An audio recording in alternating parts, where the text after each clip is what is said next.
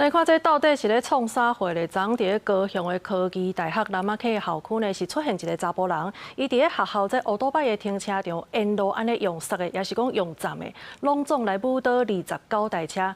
警方发现讲，毋但是学校以来，就连这附近的车路嘛有同款的情形。目前已经锁定嫌犯的身份，会照毁损罪甲函送地检署来侦办。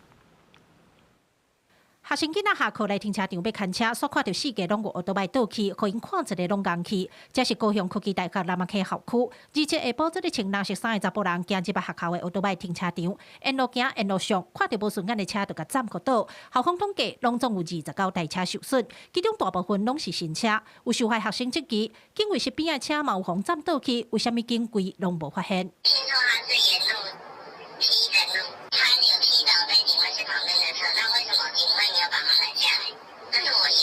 发生这种事情的话，是要学校好好处理啊，不然这样其实会造成学生的一些不安之类的。面对学生的质疑，校方讲会进一步去了解，嘛表示第一时间就随报案。想要到警方一查，佫发现嫌关心伫学校迫害乌多摆了后，一路行出来边的海泉路顶悬，佫继续占道人的乌多摆。警方指出，目前调查学校内底受损的乌多摆有29台，外口的有12台，已经锁定嫌犯身份，通知人到案说明。 对辖区各级学校周边治安死角增加巡逻密度，盘查徘徊的可疑人士，净化校园周遭环境，并检视确认各通学路线沿线监视录影设备保持堪用。